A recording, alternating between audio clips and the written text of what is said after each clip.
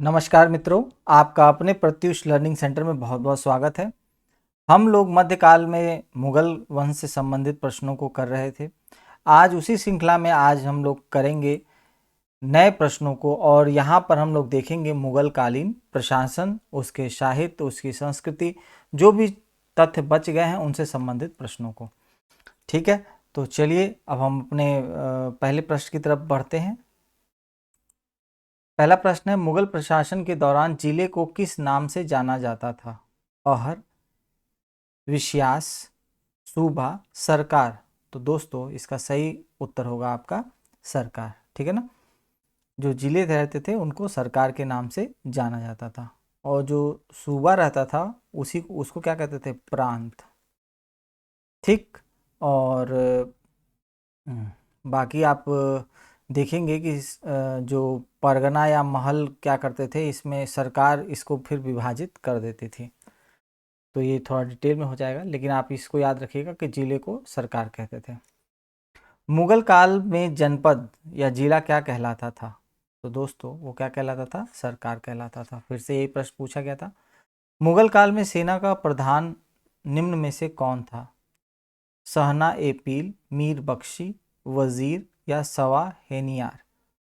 तो हेनीगर। ठीक है, तो दोस्तों इसका सही उत्तर होगा आपका मीर बख्शी। मीर बख्शी जो होता था सैन्य विभाग का प्रधान होता था। ठीक है ना। मुगल प्रशासन या शासन में मीर बख्शी का कर्तव्य था किसानों से टैक्स वसूलने का, आय व्यय का लेखा रखना, न्याय देना, भू राजस्व अधिकारियों का पर्यवेक्षण करना। तो दोस्तों इसका सही उत्तर होगा आपका भू राजस्व अधिकारियों का क्या करना?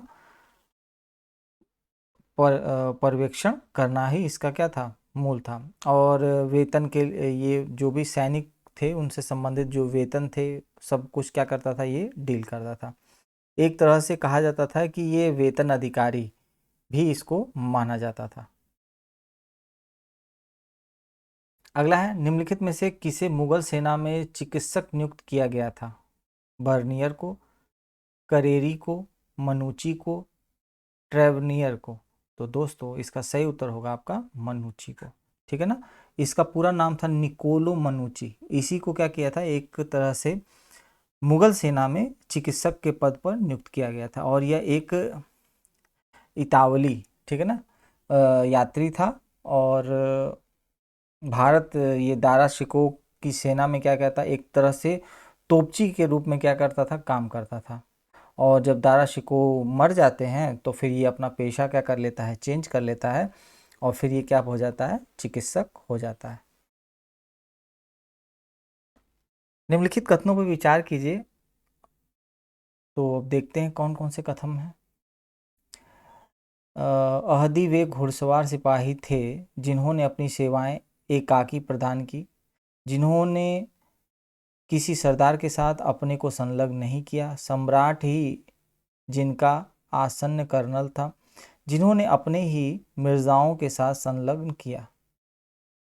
चलिए देखते हैं इसमें सही विकल्प कौन सा होगा। तो दोस्तों इन्होंने अपनी सेवाएं एकाकी प्रदान की। हाँ ये सही है। सरदार के साथ अपने को संलग्न नहीं किया, जी हाँ। सम्राट ही इनका आसन्न कर्नल था, हाँ ये भी सही है। इन्होंने अपने को मिर्जाओं के साथ संलग्न किया, ये गलत स्टेटमेंट है, इसलिए आपका बी विकल्प क्या होगा? सही विकल्प होगा, क्योंकि बाकी सारी चीज़ें क्या है इसमें? सही है। ठीक है ना। और आप जानते ही हैं कि मुगल काल में जो मनसबदार के सैनिक के अतिरिक्त जो थे दो प्रकार के और घुड़सवार सैनिक रखे जाते थे। तो उसमें एक था अहदी और दूसरा था दाखिली। ठीक है ना। तो अभी दाखिली का तो यहाँ पे चर्चा है नहीं, लेकिन आप ध्यान रखिएगा कि जो मनसबदार के सैनिकों के अतिरिक्त दो प्रकार के और घुड़सवार सैनिक रखे जाते थे। एक उसमें था अहदी और दूसरा था दाखिली। ठीक है ना। अहदी जो होता था, अहदी से सैनिक बादशाह द्वारा नियुक्त किए जाते थे तथा उनके अंगरक्षक के रूप में क्या करते थे? काम करते थे। ठीक। तो ये आप ध्यान रखिएगा, जो अहदी सैनिक होते थे वो बादशाह द्वारा नियुक्त होते थे और उनके अंगरक्षक के रूप में क्या करते थे? काम करते थे। ठीक। अगले प्रश्न की तरफ बढ़ते हैं। मुगल प्रशासन में मुहतसिब था। तो मुहतसिब सेना अधिकारी, विदेश विभाग का प्रमुख, लोक आचरण अधिकारी, पत्र व्यवहार विभाग का अधिकारी। तो दोस्तों इसका सही उत्तर होगा आपका लोक आचरण अधिकारी। ठीक है ना। मुगल प्रशासन में मुहतसिब जन आचरण को क्या करता था, निरीक्षण करता था और उसी के विभाग का एक क्या था, प्रधान बनाया गया था। और सार्वजनिक आचरण को उच्च स्तर पर बनाए रखना, शुद्ध बनाए रखना, ठीक है ना, ये सब चीज़ों की क्या करता था, वो पूरा डिटेलिंग करता था। और जैसे कह सकते हैं आप, हाँ, कि जैसे मदिरा बिकती थी उस पे, और जो प्रोस्टिट्यूशन का काम होता था उसे, उसके लिए सबका क्या करता था, ये सारा निर्धारण करता था कि सही है गलत है, कहाँ पे होगा, उसके लिए स्थान क्या मुनासिब होगा, सब चीज़ें। मध्यकालीन भारत में मनसबदारी प्रथा खास तौर पर इसलिए चालू की गई थी ताकि सेना में भर्ती की जा सके, राजस्व संग्रह में सुविधा हो, धार्मिक सामंजस्य सुनिश्चित हो, साफ सुथरा प्रशासन लागू हो सके। तो दोस्तों इसका सही विकल्प होगा आपका साफ सुथरा प्रशासन जो है लागू करने के उद्देश्य से ही क्या किया गया था, इसकी व्यवस्था की गई थी। ठीक है ना। अगला है, निम्नलिखित बातों में कौन एक मुगल मनसबदारी व्यवस्था के विषय में सत्य नहीं है। चलिए देखते हैं। इसमें 33 वर्ग थे, ये तो एकदम गलत है। उन्हें सत्य नहीं है, ठीक है ना। तो नहीं के हिसाब से तो ये सही हो जाएगा, तो ये गलत ही कहलाएगा। उन्हें मशरुत और सशर्त पद प्रदान होते थे, तो ये भी इसके अनुसार गलत हो जाएगा। उनका सवार पद जात पद से अधिक हो सकता था, और समस्त कार्यकारी एवं सैनिक अधिकारियों को मनसब प्रदान किए जाते थे। तो दोस्तों इसका सही उत्तर होगा आपका उनका सवार पद जात पद से अधिक हो सकता था। ठीक है ना, क्योंकि ये नहीं पूछ रहा है, ऐसा इसमें नहीं है। अगर आप देखेंगे कि जो मनसबदारी व्यवस्था थी उसमें क्या था कि उसमें उसके अंतर्गत 33 वर्ग आते थे, और उन्हें मशरत और शर्त क्या होते थे, पद प्राप्त होते थे। और जब अकबर 40वें वर्ष उसका हो गया था शासन में, तो जात एवं सवार जैसे दोहरी व्यवस्था क्या की थी, उसने लागू की थी। तो यह भी क्या है, सही है। ठीक है ना। और लागू की थी, जिस मनसबदार से अपने जात या व्यक्तिगत दर्जे के रूप में सवार रखने की अपेक्षा की जाती थी, उसे उसके दर्जे की पहली कोटि में जिससे आधे सवार रखना अपेक्षित था, और उसे दूसरी कोटि में और जिससे आधे से कम सवार रखना क्या था, अपेक्षित था। ठीक है ना। फिर इसका तीसरी कोटि थी, तमाम तरह का इसमें डिटेलिंग है, तो आप थोड़ा इसको पढ़ेंगे तो आपको समझ में आएगा। लेकिन इसका सही विकल्प होगा कि अधिक नहीं हो सकता था, उस कोटि के अनुसार क्या करते थे, उसके आधे क्या होते थे, सवार रखना यहाँ पर मुनासिब समझा जाता था। अगला है, मुगल मनसबदारी व्यवस्था के बारे में निम्न कथनों पर विचार कीजिए। अब देख रहे हैं कि मनसबदारी जो था, हम लोग पहले भी बहुत बार इसका चर्चा सुने, अब ये लगातार फिर से क्या है, ये इसकी गूंज हमें आगे के प्रश्नों में सुनाई दे रही है। तो आपको ये बहुत ही इम्पोर्टेंट टॉपिक है, तो ये मान के चलिए कि मनसबदारी आप एक बार जरूर देख के जाएं। जात एवं सवार पद प्रदान किए जाते थे, अभी हम पढ़ के आ रहे हैं। जी हाँ, ये स्टेटमेंट सही है। अनुवांशिक अधिकारी होते थे, जी नहीं, ये एकदम गलत है। फिर मनसबदारों के 3 वर्ग थे, जी हाँ एकदम सही है। दीवान कार्यालय द्वारा इनको वेतन दिया जाता था, ये भी गलत है। ठीक है, तो आपका ऑप्शन नंबर 1 और ऑप्शन नंबर 3, ये 2 विकल्प सही है, जिसके आधार पर आपका डी विकल्प क्या होगा, सही होगा। ठीक है ना। मनसब शब्द का अर्थ ही मैंने आपको बताया था कि श्रेणी क्या होता है या तो पद होता है। तो और मनसब का अर्थ उस अधिकारी से था जिसे शाही सेना में पद या श्रेणी क्या करती थी, दी जाती थी। ठीक है ना। और इस पर एक और नाम मैंने आपको बताया था पिछले वीडियो में कि मनसबदारी व्यवस्था को दशमलव प्रणाली भी आधारित व्यवस्था माना जाता है। ठीक, तो उस आधार पर आपका डी विकल्प सर्वाधिक उपयुक्त विकल्प होगा। ये थोड़े कठिन प्रश्न हैं, लेकिन आप लोगों को घबराना नहीं है। आने वाले समय में इन छोटे छोटे जो स्टेटमेंट्स हैं ना, वहाँ से आपको प्रश्न मिलेंगे। मुगल भारत के संदर्भ में जागीरदार और जमींदार के बीच में क्या अंतर था, तो चलिए देखते हैं। तो विकल्प है, जागीरदारों के पास न्यायिक और पुलिस दायित्व के एवज में भूमि आवंटन का अधिकार होता था, जबकि जमींदारों के पास राजस्व अधिकार होते थे तथा उन पर राजस्व उगाही को छोड़कर अन्य कोई दायित्व पूरा करने की बाध्यता नहीं होती थी। अगला देख लेते हैं, जागीरदारों को किए गए भूमि आवंटन वंशानुगत होते थे और जमींदारों के राजस्व अधिकार वंशानुगत नहीं होते थे। ठीक है, तो ये दोनों ही स्टेटमेंट क्या होंगे, आपके गलत होंगे। ठीक है ना, इसके पीछे पूरा एक कॉन्सेप्ट है कि जो मुगल प्रशासन की जो प्रशासनिक प्रणाली थी, तो उसमें क्या था कि मनसबदार से ही इसको भी जोड़ के देखेंगे कि सैन्य और प्रशासनिक व्यय और इनका वेतन के बदले क्या होता था, नगद या जागीर के रूप में क्या किया होता था, भुगतान किया जाता था, जबकि ऐसा कहीं पर भी नहीं है। और जिन मनसबदारों को जागीर प्राप्त होती थी वही क्या कहलाते थे, जागीरदार भी कहलाते थे।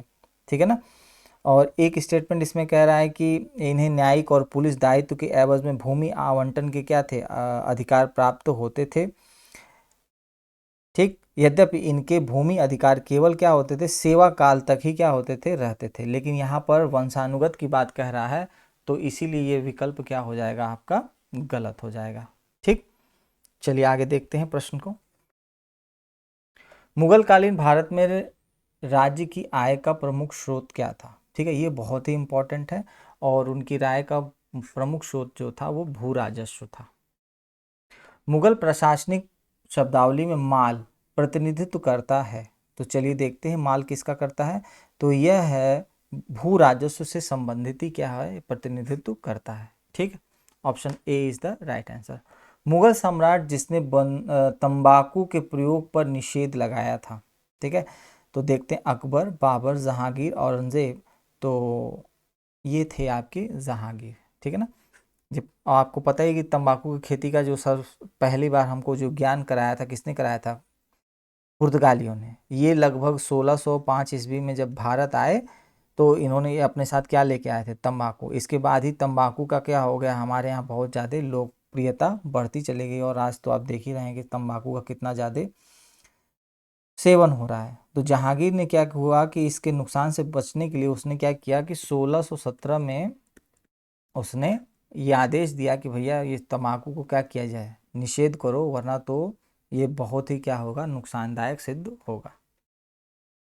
मुगल प्रशासन में मदद ए माश इंगित करता है, तो चलिए देखते हैं। चुंगी कर, विद्वानों को दी जाने वाली राजस्व मुक्त अनुदत्त भूमि, सैन्य अधिकारियों को दी जाने वाली पेंशन, और बुआई कर। तो दोस्तों इसका सही होगा कि विद्वानों को दी जाने वाली राजस्व मुक्त अनुदत्त भूमि। ठीक है ना, उसी से ये क्या है, संबंधित है। ठीक है, चलिए हम अगले प्रश्न की तरफ बढ़ते हैं। अगला प्रश्न है आपके सामने, मध्यकालीन भारत के ऐतिहासिक स्रोतों में चकला शब्द का प्रयोग हुआ है, यह अब देखते हैं क्या है। परगना के समानार्थी था, सरकार के समानार्थी था, सूबा और परगना के बीच की क्षेत्रीय इकाई था, लेकिन सरकार के समानार्थी नहीं था, ऊपर लिखित में से कोई भी नहीं था। तो दोस्तों ये था, सूबा और परगना के बीच की एक क्या थी, क्षेत्रीय इकाई था, लेकिन सरकार के समानार्थी नहीं था। ठीक, मनसबदारी व्यवस्था के संदर्भ में कौन सा कथन सही है? तो चलिए अब देखते हैं। मनसबदारी व्यवस्था राज्य के कुलीन वर्ग से संबंधित थी, जिसे अकबर ने प्रारंभ किया था। क्योंकि हम लोग ने इतना पढ़ लिया है कि अब हम मनसबदारी के प्रश्न देख सकते हैं। मनसबदारी का पद पैतृक था, तो दोस्तों ये एकदम गलत है, तो इसका मतलब option A is the right answer. Mughal काल में मनसबदारी प्रथा विद्यमान थी, ये स्टेटमेंट आप जानते हैं कि ये क्या है, सही स्टेटमेंट है।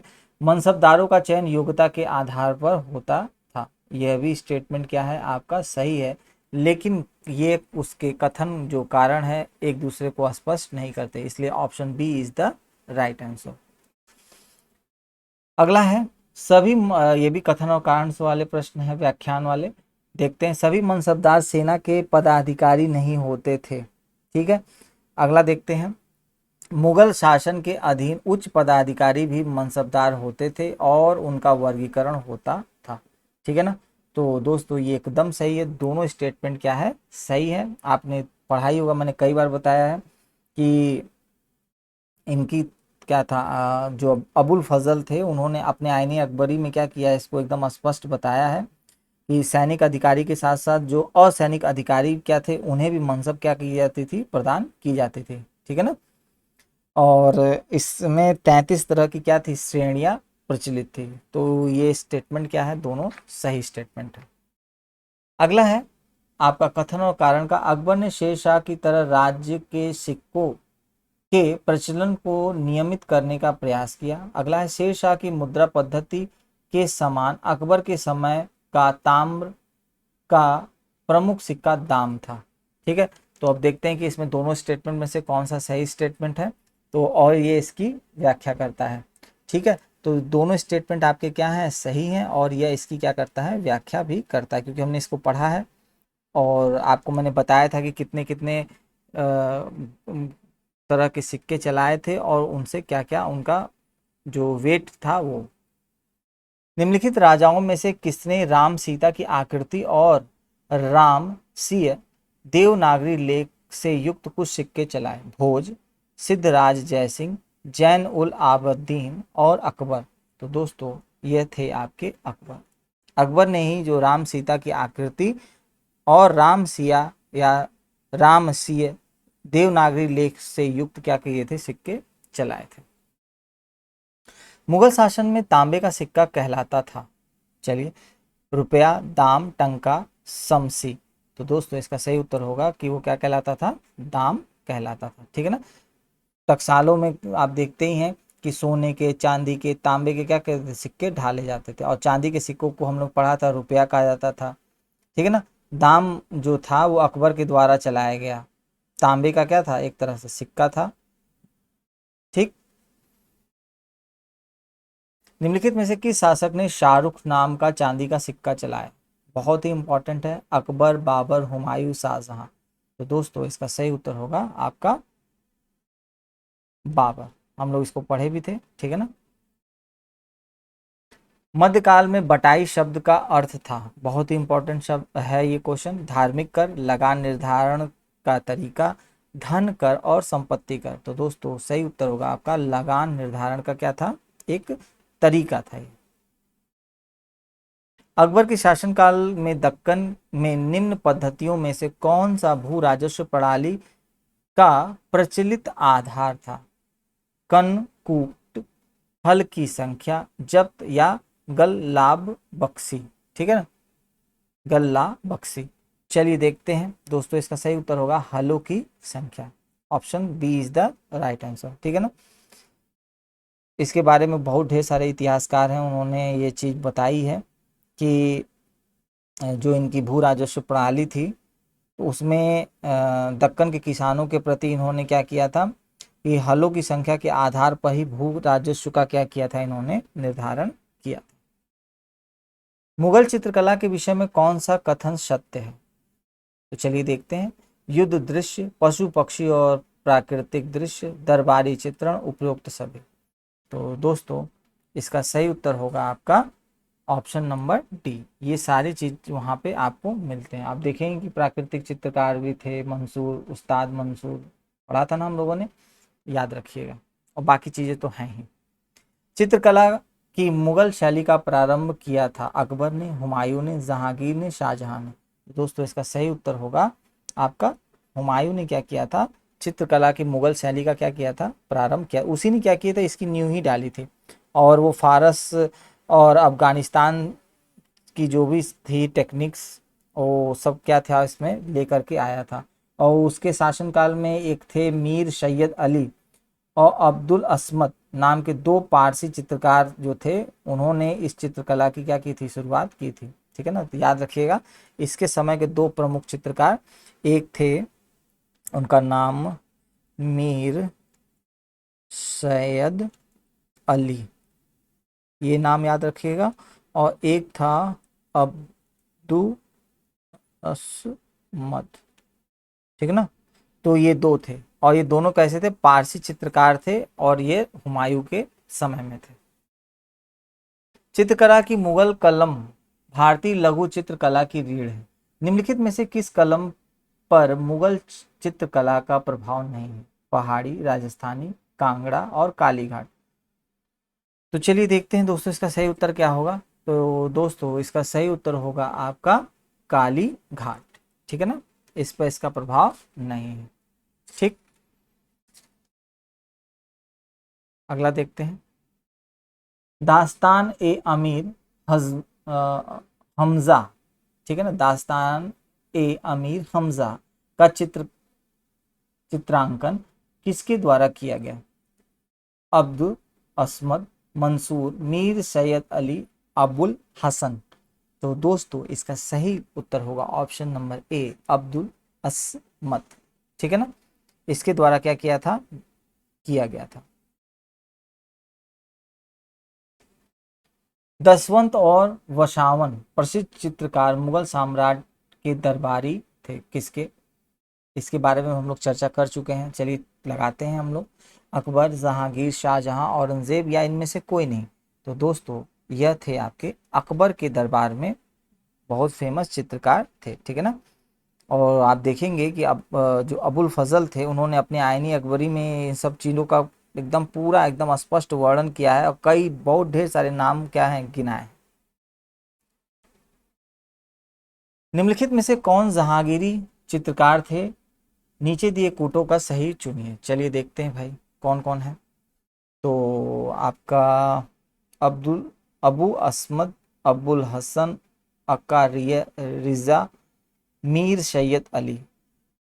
ठीक है, तो चलिए इनमें थे, एक तो अबू हसन तो थे ही, अबुल हसन, और कौन थे, एक अक्का रिया भी थे। ठीक है ना, इसके अलावा अगर आपको ऑप्शन में मंसूर मिले, फारूक बेग मिले, ठीक है, मोहम्मद नादिर मिले, मनोहर माधव और गोवर्धन, ये सब अगर नाम मिलते हैं तो आप लोग सुन लीजिएगा, इसको कहीं नोट डाउन कर लीजिएगा। तो ये सारे चित्रकार जो थे जहांगीर से संबंधित थे। ठीक है ना। मुगल चित्रकला ने किसके शासनकाल में उन्नति की? बहुत ही अच्छा प्रश्न है, आपको पता ही है कि किसके की थी, जहांगीर के शासनकाल में की थी। जहांगीर ने मुख्यतः निम्नलिखित में से किस कला को संरक्षण दिया? चित्रकला, स्थापत्य कला, मूर्ति कला, संगीत कला। तो उसने दिया था आपका चित्रकला को संरक्षण। इनमें से किस मुगल सम्राट ने सचित्र पांडुलिपियों से ध्यान हटाकर चित्राधार, जिसको कहते हैं एल्बम, और व्यक्तिक रूप चित्रों पर अधिक जोर दिया? हुमायूं, अकबर, जहांगीर, शाहजहां। तो दोस्तों इसका सही उत्तर होगा आपका जहांगीर। ठीक है ना। पहाड़ी school, Rajput school, Mughal school, Kangra school निम्नलिखित में से किस कला की विभिन्न शैलियों को दर्शाते हैं? शिल्पकला, चित्रकला, नृत्य कला, संगीत। तो दोस्तों ये सब चीज किसको बताते हैं, चित्रकला से संबंधित है। तो option B is the right answer. Kishangarh शैली किस कला के लिए प्रसिद्ध है? मंदिर कला, चित्रकला, युद्ध शैली, मूर्ति कला या इनमें से कोई नहीं। तो दोस्तों इसका सही उत्तर होगा आपका चित्रकला के लिए क्या है, प्रसिद्ध है। ये राजस्थान में स्थित है। ठीक है ना। निम्नलिखित में से कौन सा एक संगीत वाद्य बजाने में औरंगजेब की दक्षता थी? बहुत ही अच्छा है। सितार, पखावज, वीणा। उपरोक्त में से कोई नहीं। तो बहुत अच्छा क्या बजाता था, वीणा बजाता था। ठीक है ना। प्रातः काल में गाया जाने वाला राग कौन सा होता है? तोड़ी, दरबारी, भोपाली या भीम पलासी। तो दोस्तों जो प्रातः काल में गाया जाता है वो गाया जाता है आपका तोड़ी। ठीक है ना। तानसेन, बैजू बावरा और गोपाल नायक जैसे संगीतज्ञों ने स्वामी हरिदास से प्रशिक्षण प्राप्त किया था। हरिदास के अनुयायियों ने कितने संगीत अर्चना केंद्र स्थापित किए? ये थोड़ा कठिन प्रश्न है। तो उन्होंने 5, 4, 3, 2, तो उन्होंने 5 केंद्र क्या किए थे, स्थापित किए थे। ठीक है ना। अ, अगर आप देख, अगर कल को अगर एक प्रश्न पूछ दे कि भाई जो आपके हरिदास के शिष्यों में कौन कौन से थे, तो एक तो तानसेन हो गए, बैजू बावरा हो गए, गोपाल नायक, 3 नाम तो यही हो गए, मदन लाल, ठीक है ना, एक नाम और है मदन लाल, अगर ये भी नाम मिलता है तो यह भी उन्हीं के शिष्य परंपरा के अंतर्गत आते हैं। ठीक है, अगला देखते हैं, अकबर के शासनकाल में ध्रुपद गायकों में सम्मिलित थे। ध्रुपद तो तानसेन, हरिदास, सूरदास और विलास खां। तो दोस्तों इसका सही उत्तर होगा आपका तानसेन और Haridas. Option A and B is the right answer, इसलिए आपका ए विकल्प क्या होगा, सर्वाधिक उपयुक्त विकल्प होगा।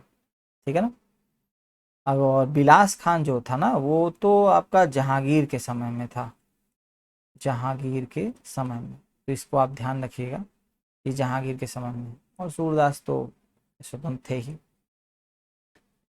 प्रसिद्ध तानसेन का मकबरा स्थित है आगरा में, ग्वालियर में, झांसी में, जयपुर में। तो दोस्तों उनका मकबरा जो स्थित है वो कहाँ पर है, ग्वालियर में स्थित है। ग्वालियर कहाँ पे है, मध्य प्रदेश में स्थित है। ठीक है, अगला प्रश्न देखते हैं, तानसेन का मूल नाम था मकर चंद्र पांडे, राम तनु पांडे, लाल कलावंत और बाज बहादुर। तो दोस्तों इनका नाम था राम तनु पांडे। ठीक है ना, तानसेन। अगला प्रश्न है, निम्नलिखित राजाओं में से किसने अकबर के पूर्व तानसेन को संरक्षण दिया था। ठीक, तो देखते हैं, भाटा का राजा रामचंद्र सिंह, मालवा का राज बहादुर, मेवाड़ का उदय सिंह और गुजरात का मुजफ्फर शाह। तो दोस्तों ये थे आपके भाटा का राजा रामचंद्र सिंह। ठीक है ना, ये अभी लेटेस्ट में पूछा गया है 2019 में प्रश्न, कठिन प्रश्न था लेकिन आपको ध्यान में आ जाएगा। निम्नलिखित में से किस मुगल शासक ने लाला कलावंत से हिंदू संगीत की शिक्षा ली। हुमायूं ने, जहांगीर ने, अकबर ने, शाहजहां ने। तो दोस्तों वह ली थी आपका अकबर ने। ठीक है ना, मुगल शासक जो था अकबर, वो नगाड़ा बजाने में क्या था, बहुत ही प्रवीण था, और लाला कलावंत से ही उसने हिंदू संगीत की क्या थी, शिक्षा ली थी। अगला है, बाबरनामा का अंग्रेजी अनुवाद किसने किया।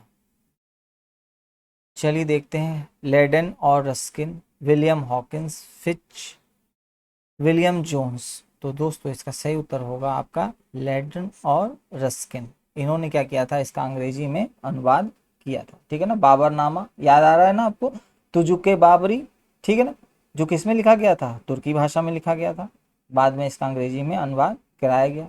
ठीक है ना, और अब अब्दुल रहीम जो खान खाना थे, उन्होंने किस में किया था, फारसी में किया, ये भी याद रखिएगा। अगला है, गुलबदन बेगम पुत्री थी बाबर की, हुमायूं की, शाहजहां की, औरंगजेब की। तो दोस्तों वह थी आपकी बाबर की पुत्री थी।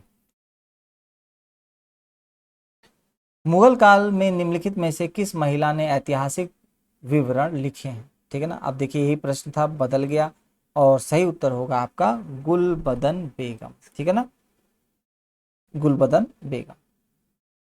और आप जानते हो कि उनकी प्रसिद्ध जो एक रचना थी वो कौन सी थी, हुमायूं नामा। ठीक है ना, हुमायूं नामा। हुमायूं नामा की रचना, अब आपको उत्तर यही मिल ही जाएगा, कौन सी है, गुलबदन बेगम।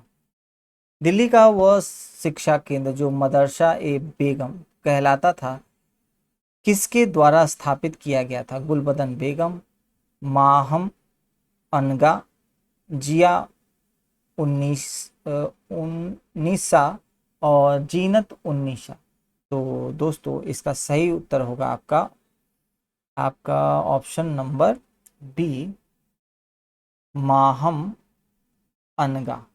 ठीक है ना, इनके नाम भी बड़े कठिन होते हैं। चलिए देखते हैं, निम्नलिखित में से किसने हितोपदेश का फारसी में अनुवाद किया। ये हम लोग शायद पढ़ चुके हैं, चलिए देखते हैं, दारा शिको, फैजी, अब्दुल कादिर बदोइनी और ताजुल माली। तो दोस्तों इसका सही उत्तर होगा आपका ताजुल माली। ठीक है ना, ये हितोपदेश कैसा ग्रंथ है, एक संस्कृत ग्रंथ है, और उसका फारसी भाषा में क्या किया था, अनुवाद किया गया है। ठीक है ना, अगला है आपका मैच द फॉलोइंग वाला। तो चलिए हम लोग मैच द फॉलोइंग में मिलान करते हैं। तो हसन निज़ामी जो होगा आपके ताजुल मासिर, और ख्वाद ख्वाद मीर, ये हो गया आपका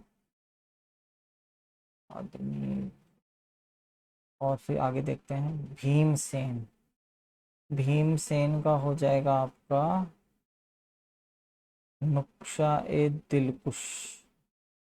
ठीक, इसके बाद ऑप्शन नंबर बी का हो जाएगा मीर का हो जाएगा हुमायूं नामा, और मोहम्मद का हो जाएगा काजिम का हो जाएगा आपका आलमगीर नामा। ठीक है ना। तो ये आपका क्या होगा मैच द फॉलोइंग वाला विकल्प, आपका ए विकल्प क्या होगा, एकदम सर्वाधिक उपयुक्त विकल्प होगा। ठीक है, थोड़ा कठिन था ये, इसको जरूर कहीं नोट डाउन कर लीजिएगा, क्योंकि आने वाले प्रश्न भी इसी से संबंधित रहेंगे। आलमगीर नामा, चलिए हम लोग इसको पढ़ के आए हैं। तो ये काजिम से संबंधित था। फिर है तबकाते अकबरी, ये थे निज़ामुद्दीन अहमद। फिर है चाहार चमन, चाहार चमन थे चंद्रभान, जी हाँ यही होंगे।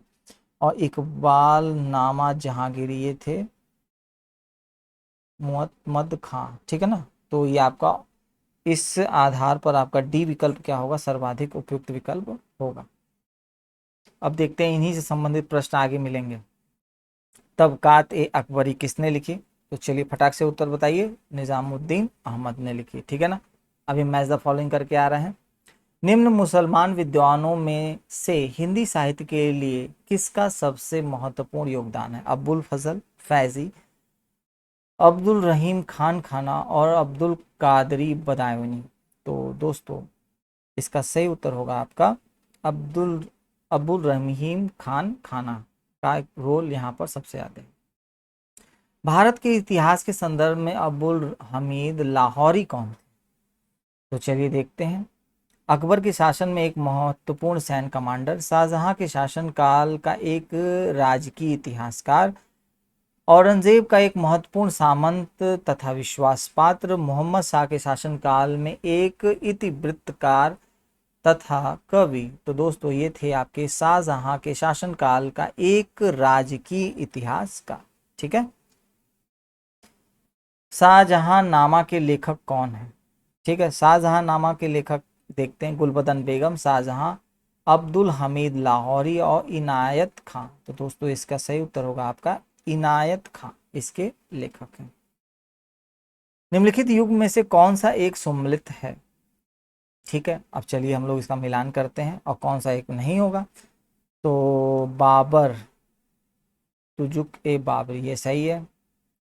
हुमायूं का हुमायूं नामा, ये तो गलत हो गया, क्योंकि हुमायूं जो नामा है वो गुलबदन बेगम ने लिखा है, तो ये कौन हो जाएगा, गुलबदन बेगम जी हो जाएंगे।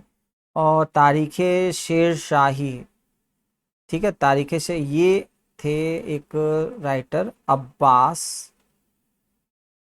अब्बास खां सरवानी, इन्होंने लिखा था इसको। ठीक है ना। और तबकाते अकबरी की जो रचना थी, ये तो हम लोग अभी पढ़ के ही आ रहे हैं, ये होगा निजामुद्दीन अहमद। ठीक है। तो ये आप विकल्प जरूर लिख लीजिएगा, क्योंकि ये कहीं ना कहीं आपको पूछ सकता है।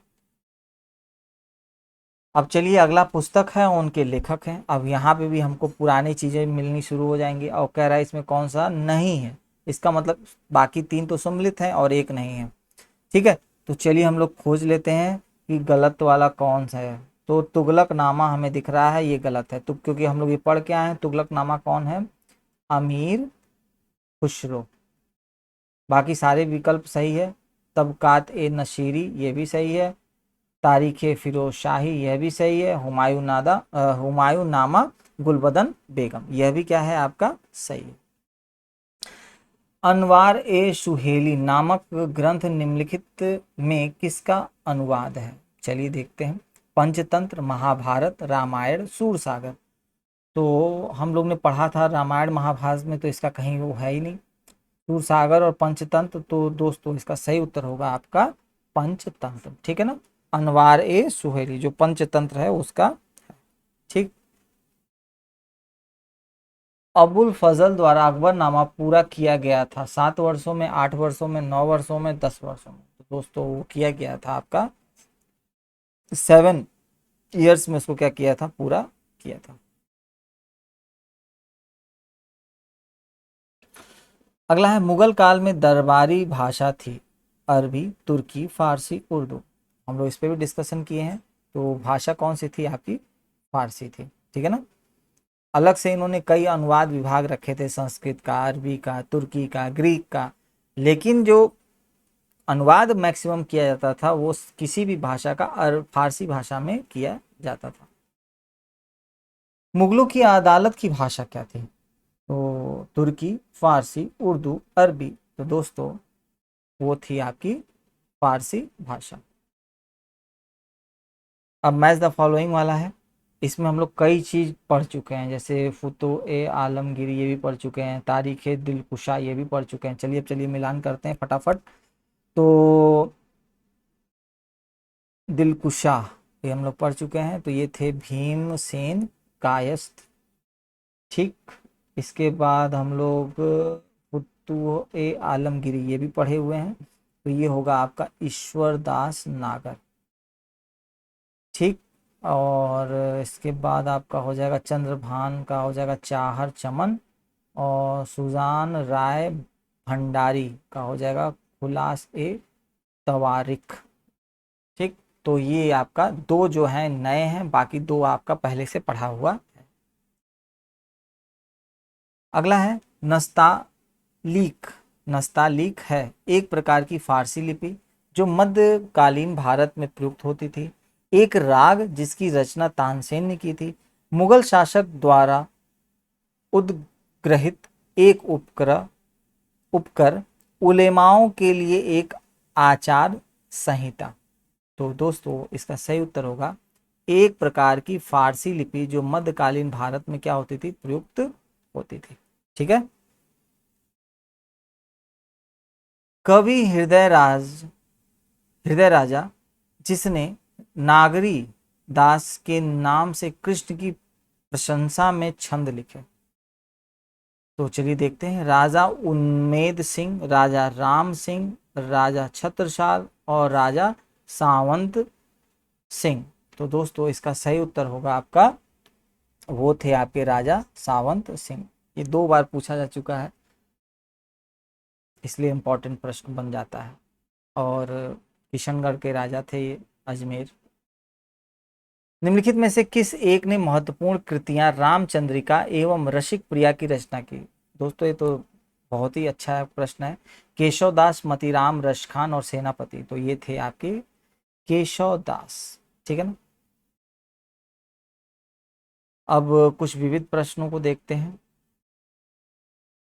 अगला है आपका, इसमें से कौन सा नहीं है, तो चलिए हम लोग मिलान करते हैं। अब ये लग रहा है कुछ यात्री हैं और किसके राज्य में आए उनका मिलान हो रहा है। तो दोस्तों देखिए आपको एकदम ध्यान से दिख रहा होगा, जहांगीर, हॉकिंस और ये दोनों आए थे, ठीक है। तो अकबर में यह कह रहा है, तो इसका मतलब यही विकल्प क्या होगा आपका, गलत होगा, ठीक है।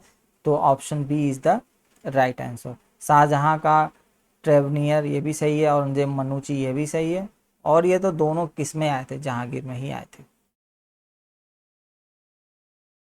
निम्नलिखित विदेशी यात्रियों में से किसने भारत के हीरो और हीरे की खदानों की विस्तृत रूप से चर्चा की है। चलिए देखते हैं किसने की है।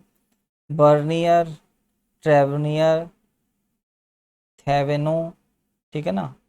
तो चलिए देखते हैं, इसका चर्चा शायद ट्रेवनियर ने किया था। जया पेप बेप्टियस्ट ट्रेवनियर, बेप्टियस्ट ट्रेवनियर, ठीक है ना। थोड़ा नाम इनके बड़े कठिन होते हैं, इंग्लिश में ज़्यादा इजी रहते हैं पढ़ना, हिंदी तो इंग्लिश के मुकाबले बहुत ज़्यादा कठिन हो जाती है। चलिए आगे देखते हैं प्रश्न को। यह कथन किसका है कि अकबर के शासन में इलाहाबाद में 40 स्तंभ युक्त मंजिल के निर्माण में 5,000 से 20,000 लोगों ने 40 साल तक काम किया था।